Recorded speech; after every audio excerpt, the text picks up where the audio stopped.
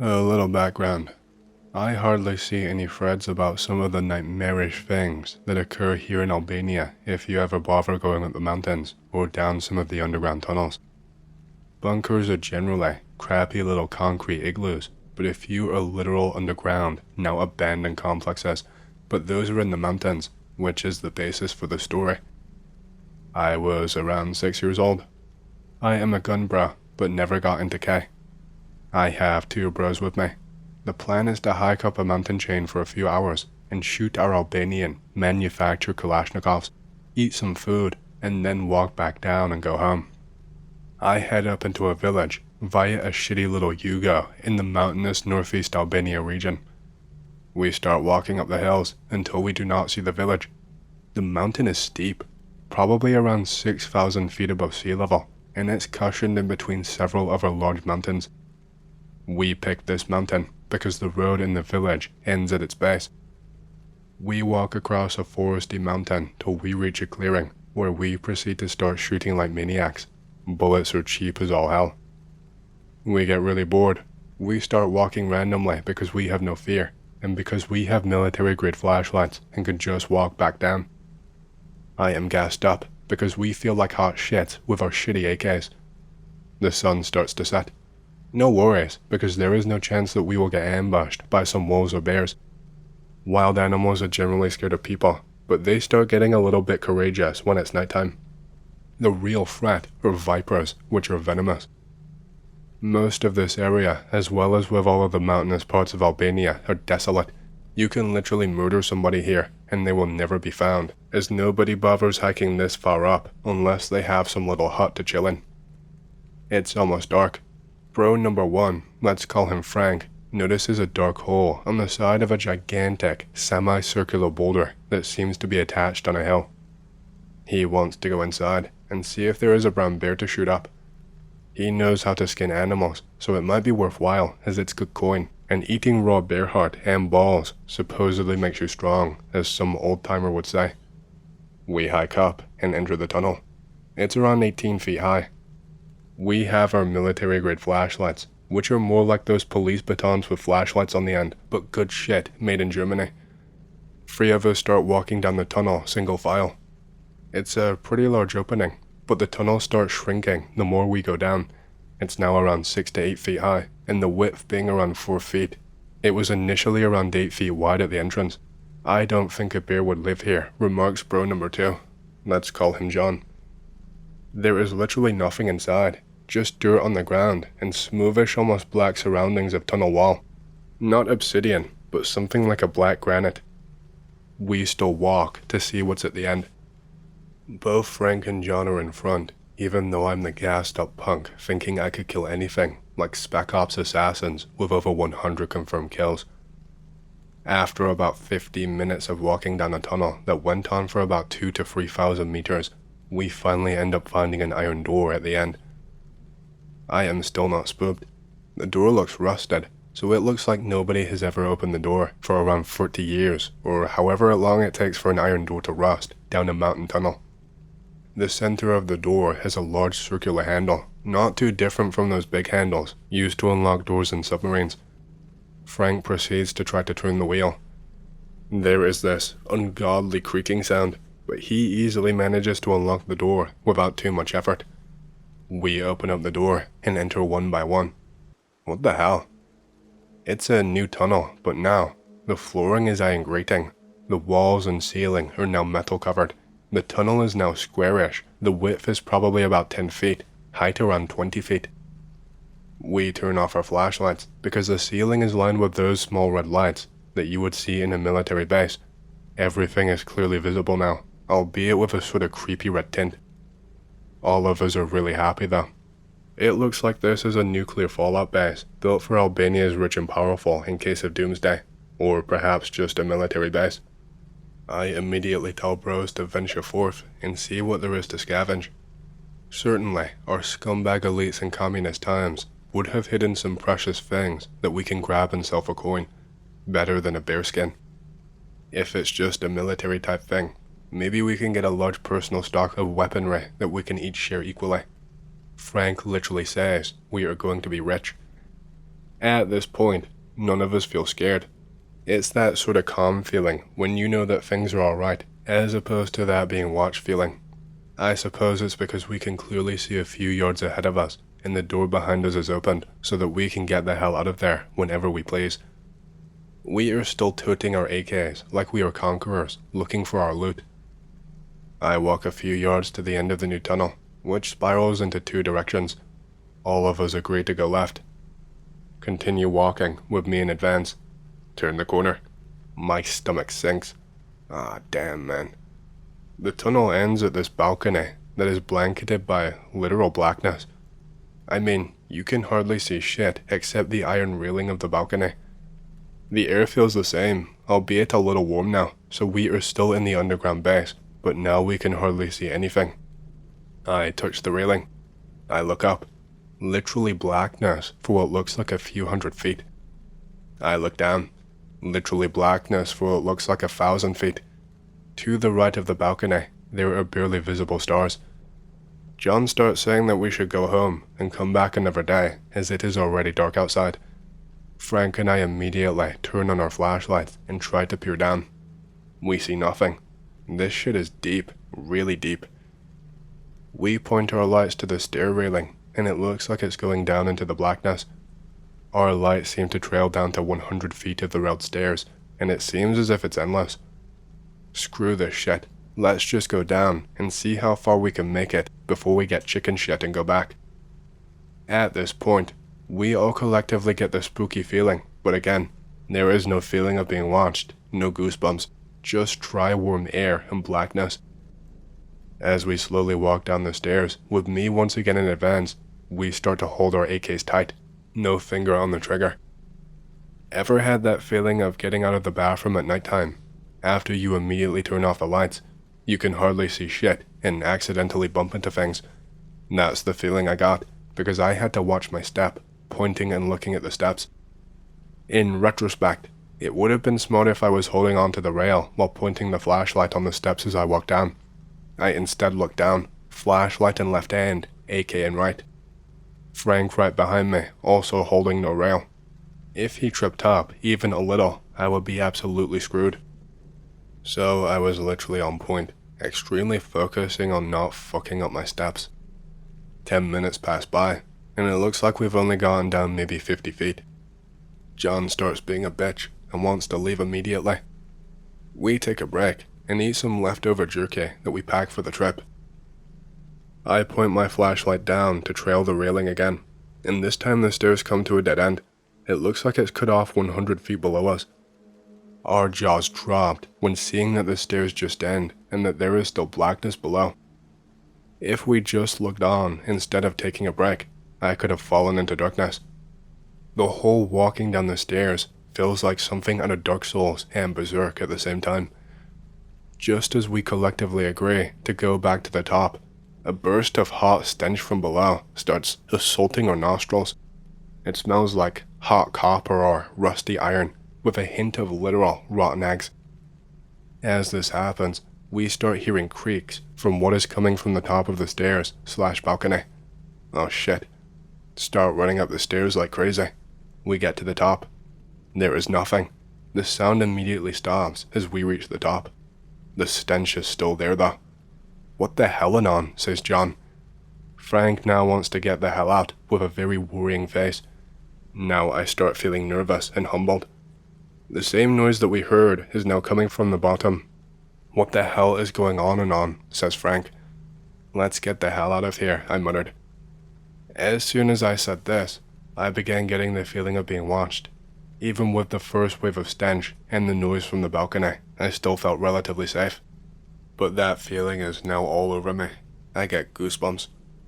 I don't know why, but the feeling of dread and despair and the blackness just staring at us starts messing with our minds, and we rush the hell out to the red-lighted tunnels. We run all the way to the iron doors. We don't bother closing, we're just running. No physical thing was chasing us, but it felt like something was watching us even though there was nothing behind us as we were running through the redly lit tunnels. I drop my flashlight in the black granite tunnels. Still, all of us are running. We make it outside the tunnels. Suddenly it's dawn. What the hell? We were here all night, bros, I said. We start running like madmen down the damn mountains.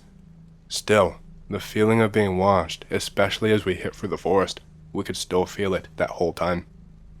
We are running like crazy. Still have the feeling of being chased. We are tired, hungry, and thirsty. We finally make it to the valley where we were shooting the shit. We take a break, but the feeling of being creeped up on is still there, like something jumping out of the bush and tearing us to pieces. We run again down the mountain. Finally, we see the village. It's the first time in my life I'm happy to be near an Albanian village. We make it back down to the road. We go all the way home. That's the story, guys. I have a lot of shit more scarier than this, but this is about the spookiest thing I've ever personally experienced. A few years after, I went back trying to look for the tunnel entrance, this time with some repeller gear, but I could not find it. I went again this year, but again, I could not find it. Definitely some Albanian government-made base. This next story is from an old-timer related to my granduncle. He has been dead for 13 years and was born in the late 1800s. He is old as hell. Nobody knows his real age. Be 100 years ago. End of World War I. Old-timer who then was a young man that had recently gotten married. He lived in a wooden house with rock-slate roofing up in the mountains of central eastern Albania on the border with northern Macedonia. He had his own plot of land farming corn. He made his own food. He had a cow and some chickens and stuff. He defended his turf with pride and was what you call totally off-grid, except the real deal. He would occasionally go down mountain to trade his corn for wheat, tools, and clothes. He was an avid hunter that would hunt and kill bears and wolves for their skin. He had a very large Shar sheephound. One day, he takes his hound and goes hunting for pelts, as he would also use the furs for trading, as well as personal clothing. The wife is at his place, doing whatever she's doing. He gets up to the forest and tries to find tracks. The hound is extremely intelligent and does not fuck off and run like most dumb dogs do. He stays close to him and waits for his word on where to go and what to chase. You have to keep in mind that Albania is geographically unique. The country is vertically split, one side being plains and the other mountains, although there is more mountains than plains, but also a lot of valleys. Most of the mountainous areas are very isolated, even the valley towns up there. Back then, especially in World War I, these people were like those Amazon rainforest hunter-gatherers, in that they were very susceptible to new foreign diseases and were technologically 100 years behind, although Old-Timer had a modern rifle for the time.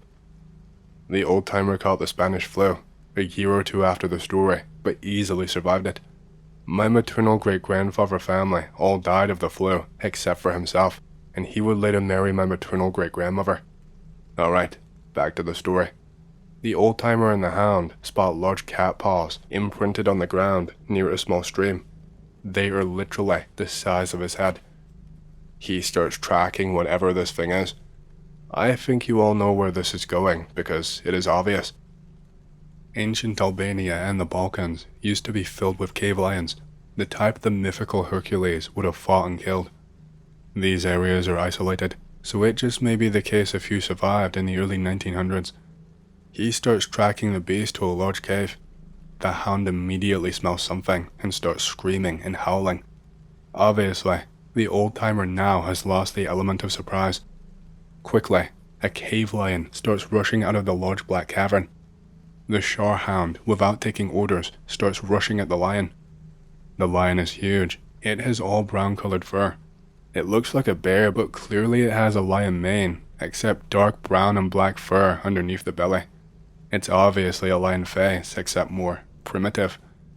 Old-Timer knows the difference between a bear and a lion, as lions are frequently talked about around here as a mythical creature.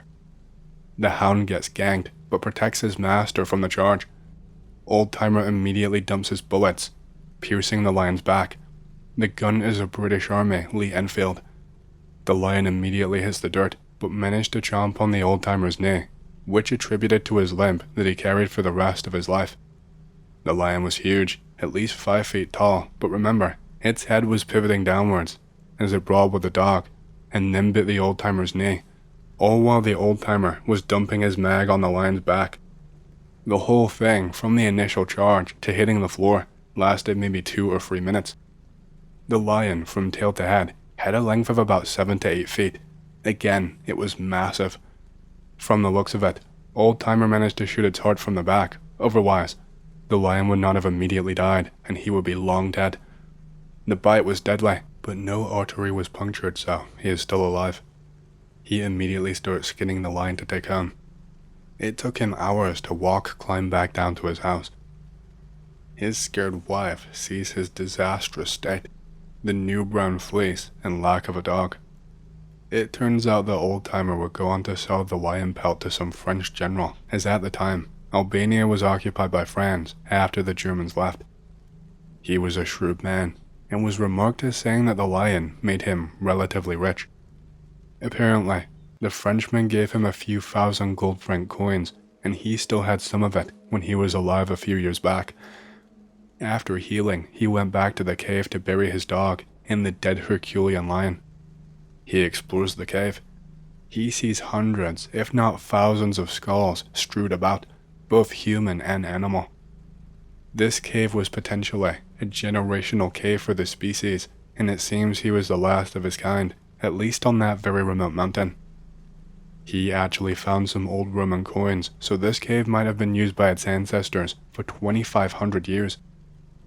He never revealed the location, because it probably still had some old ancient coins that were worth a lot of money, and he would have given the location to his sons.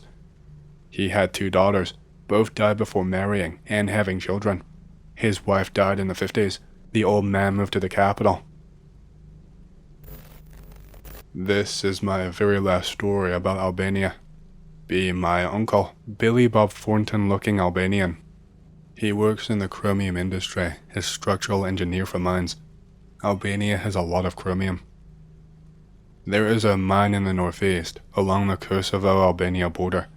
He inspects the mine for structural integrity. He is all by himself. Nobody is working at that time. The mine is fairly large, both in terms of height, width, and depth. He canvasses the whole mine. He starts walking back outside. Suddenly, at the right corner of his eye, he notices an opening to a human-sized tunnel that he swore he never saw before as he was doing the initial inspection. He told us that he was scared to go inside. It felt like something was inside, but he had to go in so as to make sure that the hold is not compromised and cause a cave-in while people are working in there. He has a headlamp and also a giant flash lamp. He starts making his way through the tunnel.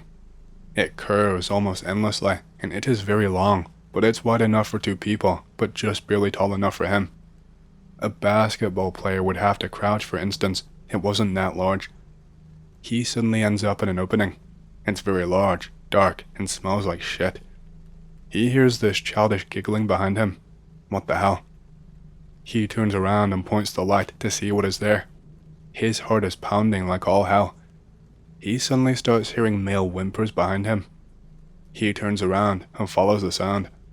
It's a man. He's naked. He's in a fetal position, spouting gibberish. It looks like a wild man with long dark brown hair with a big wild beard.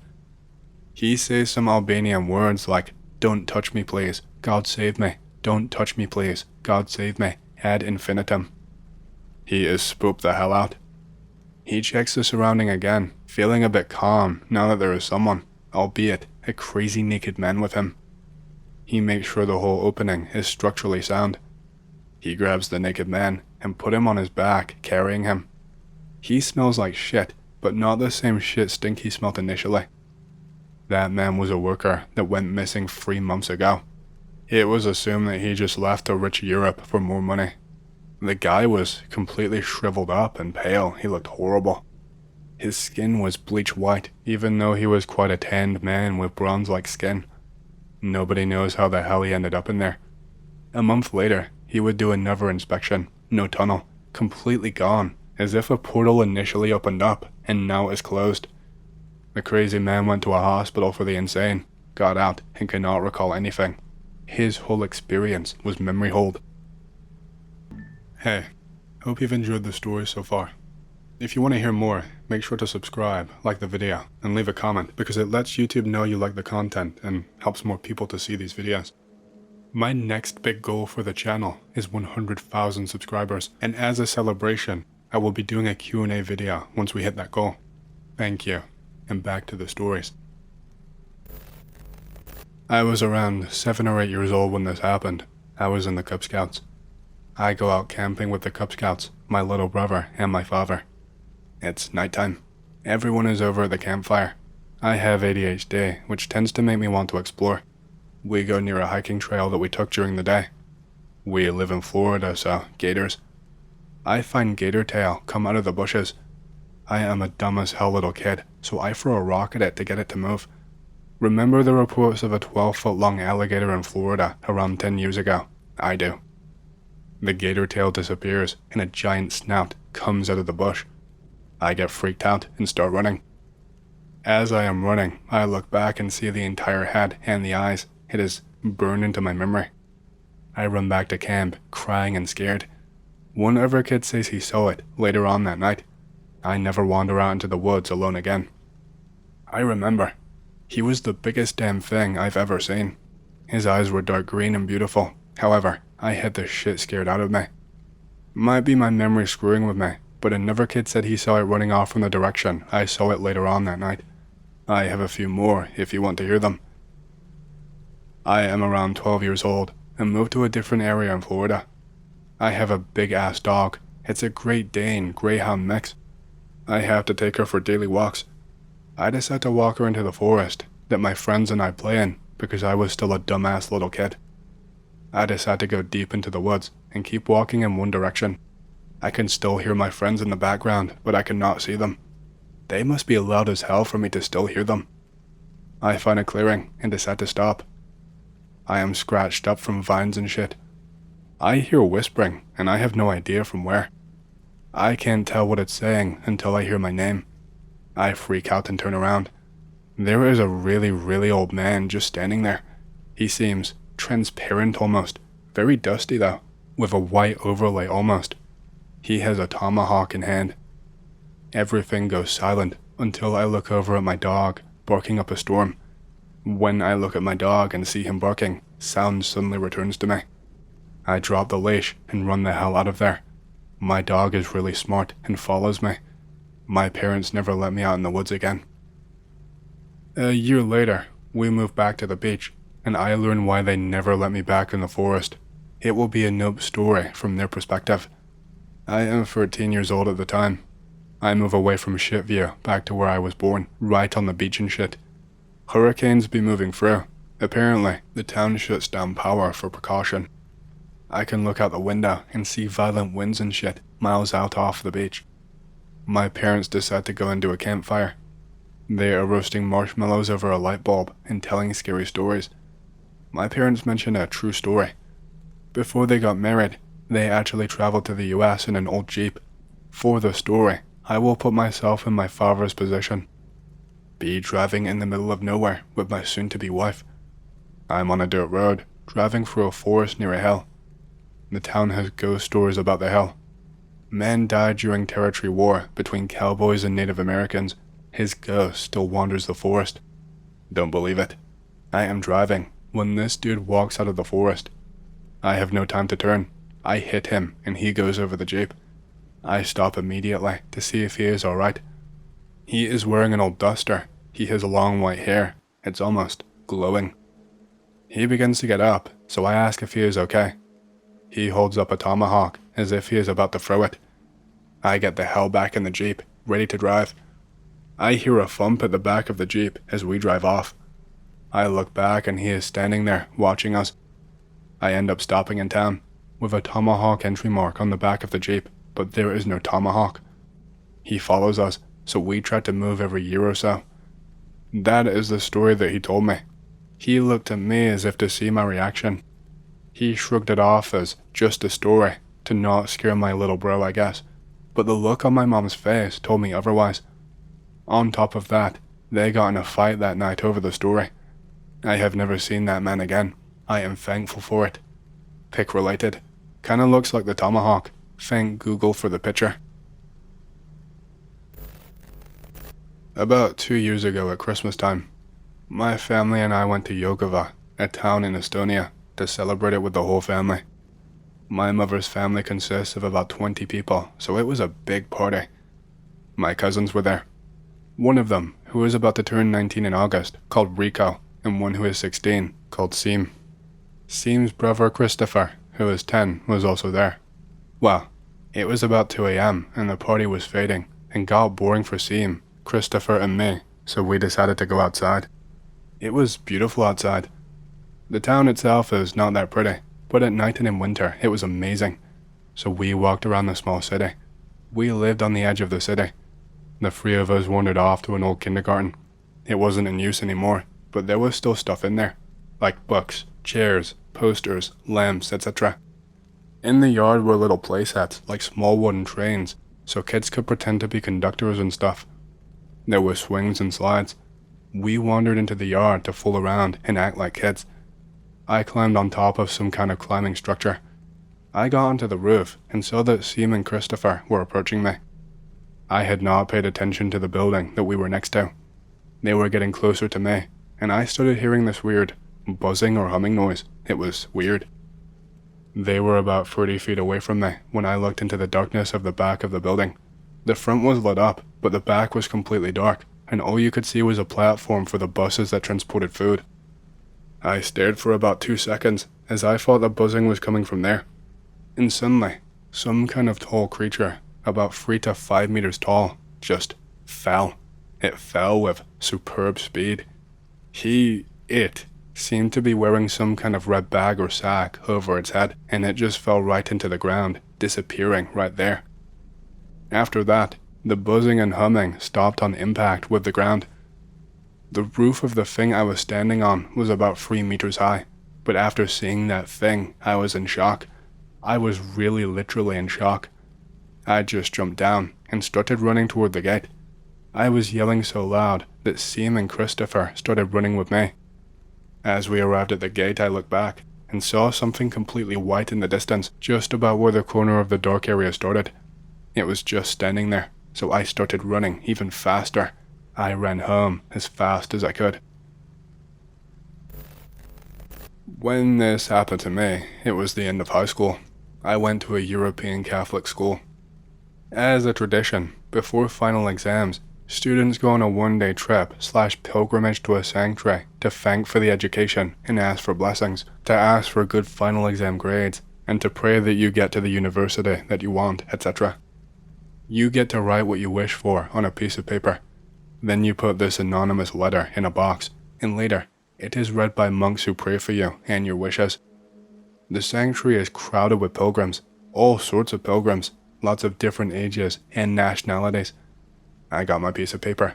I am looking for a pen. All of a sudden, a small pale girl with a bald head hands me over a pen, smiling. I thank her. People move between us. A second later, she is nowhere to be seen. I write my letter and put it in the box. I go to the mass. I mind my own business. Fast forward 2 months, my final exam results come.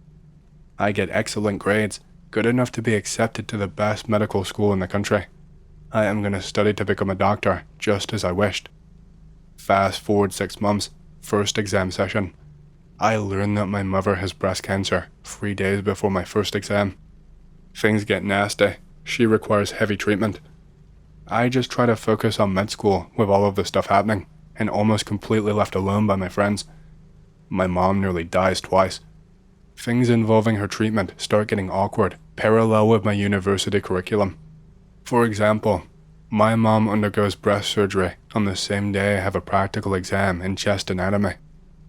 University personnel will not even let me get out earlier to call the hospital. I have classes and lectures with doctors who already treat or who are going to treat my mother. In the end, she recovers, beating the cancer. Who was that girl? I don't know. Was it a sign of some sort? Her bald head and how she looked, she also looked like she was a patient during cancer treatment. Because of various duties, distractions, and the whole situation, I nearly lost all interest in medicine. I'm tired. I have my MD title, but I don't think I will ever work as a doctor. This happened when I was 7 years old. I could not fall asleep, so my parents let me sleep in their bed between them. I woke up an hour later with the room pitch black, but it must have been early morning since there was a sliver of light coming from beneath the bedroom door. I look around the room. In the corner of the room, my parents' fake fern plant starts morphing into shadowy faces. I hear frantic whispering from within it saying, "He is coming, you should hide." I try to get up or scream, but I feel like I am glued to the bed and my lips are sealed shut. From the other corner of the room, an immensely tall, 8 feet or so, old man in a top hat and a cane appears.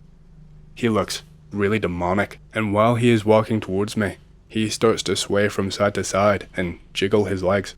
It almost looks like he is dancing. He is so slow that it takes him a minute to reach me. Once he reaches the bed, he leans over my mother and begins to touch me and grope me. He puts one hand over my chest and then the other over my pants. The fern in the corner of the room morphs into Oscar from Sesame Street, and he starts growling that I shouldn't tell my parents. They both suddenly disappear, and I wake up drenched in sweat, screaming my lungs out. That was my first experience with sleep paralysis. It occurred a week after my school did a PSA on child abuse and not talking to strangers. It was legitimately frightening what my young mind could conjure up.